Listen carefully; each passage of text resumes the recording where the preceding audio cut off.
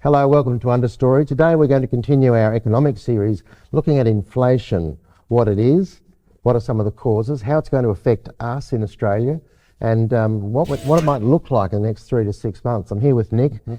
Inflation, people kind of think they know what inflation is, but Nick, let's look more closely at it. Give us your take. Right, so inflation is when money is losing its value. The value of money is decreasing. So every time you go to the shop, you buy an apple, you think I can measure the value of this apple with money. You know, one apple worth X many dollars, but you're also measuring the value of money itself. $1 is worth X many apples. $1 is worth X many, homes, oranges, etc. And so when the buying power of your money decreases over time, that's inflation. And it means that if you have X amount of money, the amount that you will be able to buy is decreasing. Everything's getting more expensive. But why it's a means of exchange. A dollar is a means of exchange. I give you a dollar, you give me something. We agree that's a fair exchange. So why does money start to lose its value? That's what you're implying. Yeah, so throughout the whole economy at a big level, there's a certain amount of money being transacted every day, a certain amount of goods and services being transacted any day. When the amount of money is decreasing or the amount of goods and services are decreasing, then there's too much money following after too few goods. So that's what happens. So it's a process of supply and demand, in effect. Yeah, effectively. And so either there's a lot of money being introduced to the system at an unstable rate, or the amount of goods and services is decreasing. So the amount of economic activity, economic output is decreasing. So inflation is a sign of either or both of those things happening, usually both, because it tends to reinforce itself. Well, it's sure happening now, like we say, 46 it is years. Happening. I mean, it's off the charts in the US, and they've got record setting. Yeah, they've got some trouble. We've got some issues here too. Absolutely, throughout the Western world and really throughout the globe. Well, let's look at a few examples, or causes at least, of inflation. And we might start with energy, one of your favourites, because the price of oil per barrel is going up. Absolutely. So the price of energy in pretty much any form is currently going up. It's a very competitive market. So I'm getting less oil for my dollar. That's effectively what I'm saying. Exactly right. And energy is a very critical part of the economy, because a lot of the things that we make, you think making clothes, making food, making electronic devices, all of the things. Farming.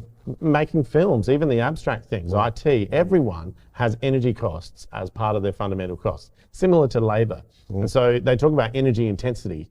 How much economic output can we get per unit of energy? And as the price goes up, then that means less energy is being used, means less economic output. And so some of us are a little bit suspicious of our friend Mr. Biden in the US, because on day one of his presidency, he cancelled the Keystone Project, as you know, which cost 20,000 workers their jobs. It also has moved America, that and other decisions, moved America from being an energy exporter to an energy importer. Means they're chasing energy, they're chasing oil, and now oil is in short supply, which is your point before, and the price is going up. But it makes the US economy far less resilient, and it's pushing prices in the supply chain through, especially in farming. Are the problem. We in the U.S. are the problem. And as you always say, tax something and you get less of it. I just want to add to that, regulate something and you get less of it. Overregulation of fossil fuels has created this shortage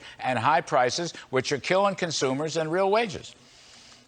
Yeah, you're completely correct again. But, one thing that Janet Yellen made the comment about was that inflation is a worldwide phenomenon, therefore it's not our problem.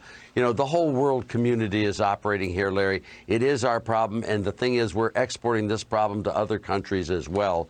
The oil crisis that we precipitated and the prices of energy we have exported to all these other countries that are having horrible times as well. It's not just us we're doing damage to, it's they too. And the second thing, just to mention, is they talk about this wonderful Biden economy and how we're growing like mad. Do you realize that today we have 800,000 less jobs than we had in February of 2020? 800,000 less jobs, and we're over 5.5 million jobs below where we would have been had we just stayed on trend.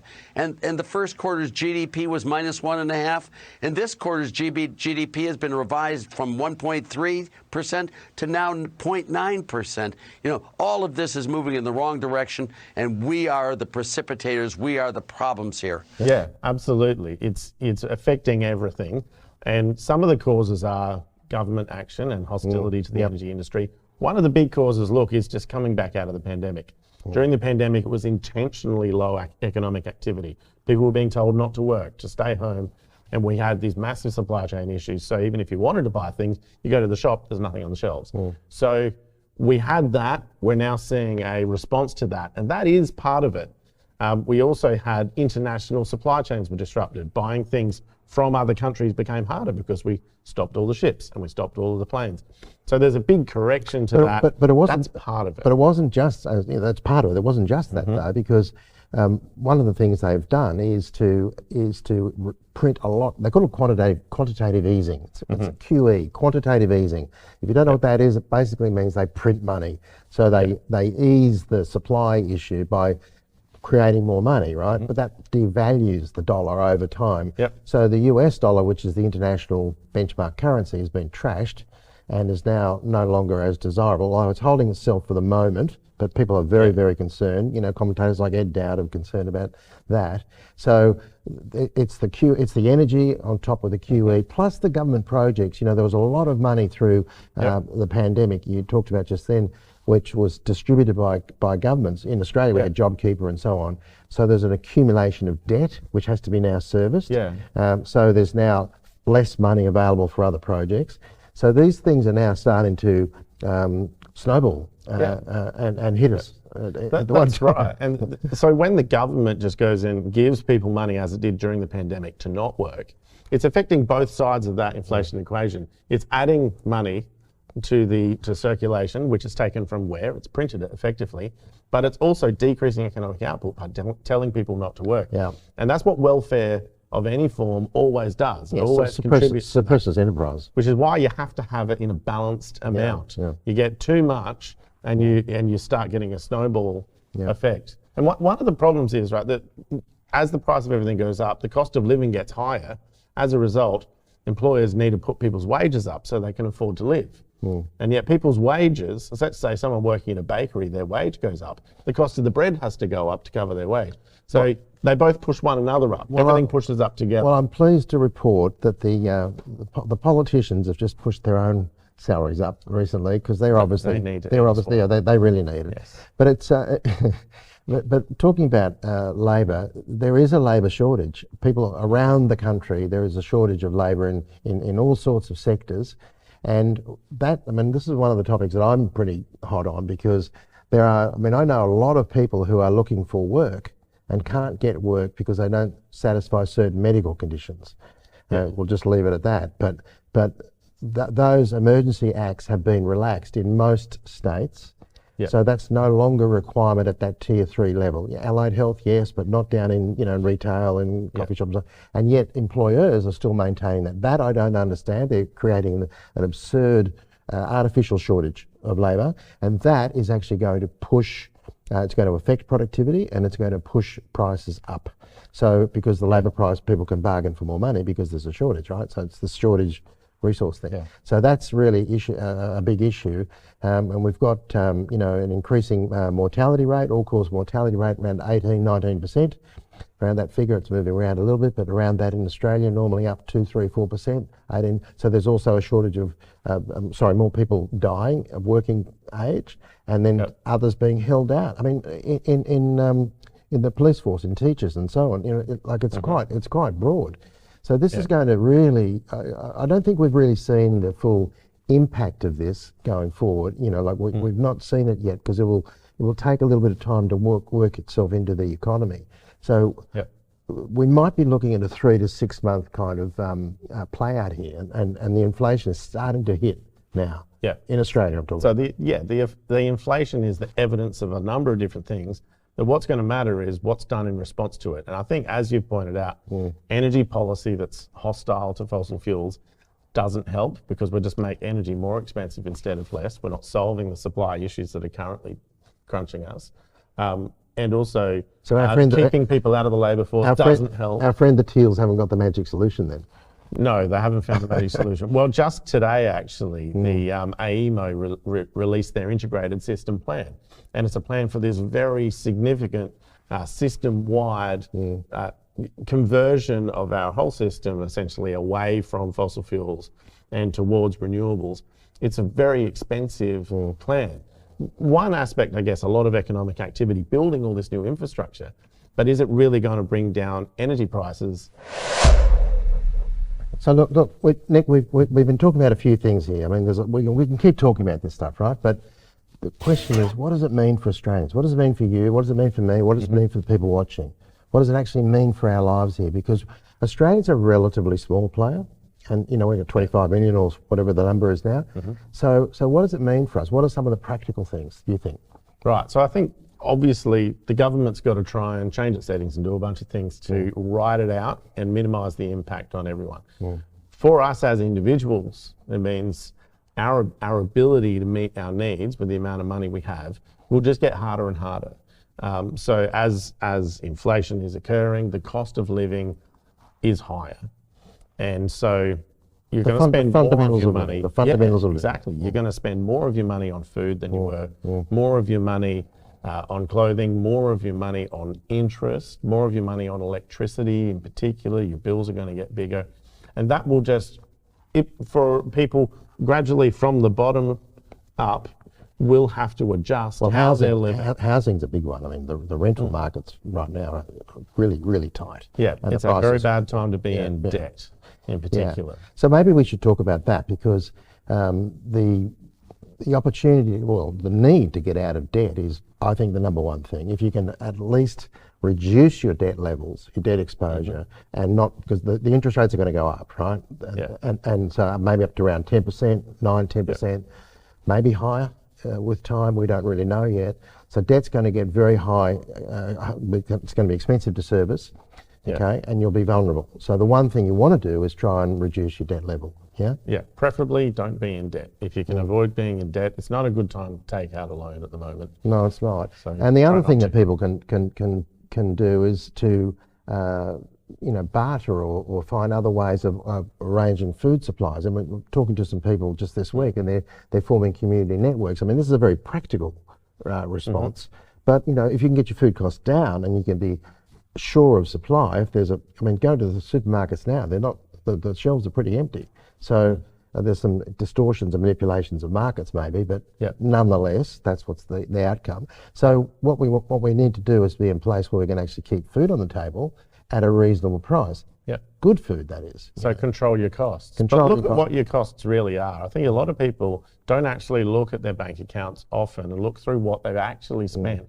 Because you'll find things like your phone is actually costing you a lot of money, or your internet connection, your electricity bills. There's a lot of things that you actually could control and decrease. You probably don't have to use as much electricity as you are.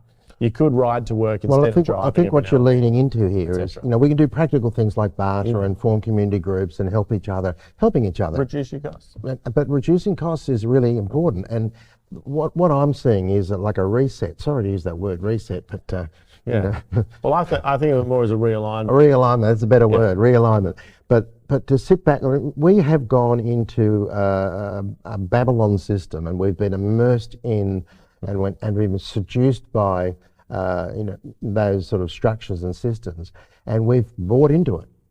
And maybe the thing that comes out of this is a realignment, reset, well, trading off their word, but realignment for us to say, well, do we really need all these things? Are they extraneous? Remember Maslow's hierarchy of needs. Are they really essential to who we are as people? So maybe that's one of the good things, get your debt down. Shifting of priorities. Yeah, and as a society, maybe this is actually a thing that is needed and could be good for us. Something that, because we're so wealthy, Australia has been such a wealthy country. And so we are way up that Maslow's hierarchy. But the people on fixed incomes, they're going to get hurt by this. The people with debt are going to get hurt. The people without housing are going to get hurt. As this tightens, it's going to get harder for those people, right? It'll compress from the bottom up. So what you want to do is be realigning and resetting your priorities and saying, well, do I really need this? Do I need to spend so much on that? Because we do lead a relatively affluent lifestyle. So but by buying into that, by being linked so closely to that, we're actually more easily controlled by that. So the realignment is That's right. And if your life has very much revolved around your own material wealth and all the things you enjoy doing and these non-essentials, then when something like this comes in, it tells you the world isn't as easy as it has been for me. Like this isn't necessarily how it ought to work, and I can't demand this of my life. Yes, I've had it really good, but I have no right to demand that because a lot of people don't. And so it does reprioritize. And I think for those, if you find, like I think most Australians are going to find, okay, it's a relative change in your ability to meet your needs with your money.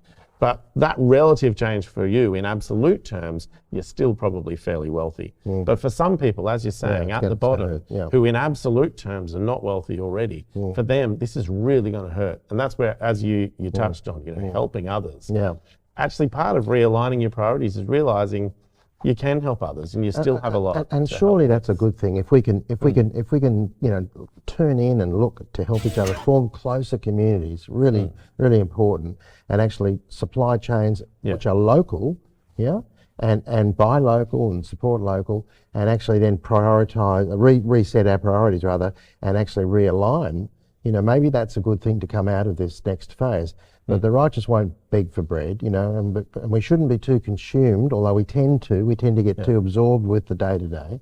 So hopefully as we track forward, this is going to allow us to set a different kind of Australia, not such a material Australia. And Max Eager was saying, spiritually bankrupt, and I think that's probably right. And I saw some stats coming out about, the demise of faith and so on. So these are times where people sit down and on that hierarchy of needs, they say, well, what really, really is fundamentally important and essential to my life? And so, looking for the bright side here, but there are some practical things we can do, and we need to do them. And perhaps the realignment, as we say, is what's going to come out of this. So inflation's going to put pressure on people's budgets. You'll be able to buy less with the dollar that you have in your wallet. It will not have the purchasing power. And also all around that, there's been some manipulated markets, and supply chains, and that's going to put pressure on people. So that's just one piece of the puzzle. And these things are not disconnected, and we'll do that perhaps next time where we lay them up and show how these things are stacking up to create an overall effect. But inflation, definitely number one taxi on the rank. Thanks for joining us.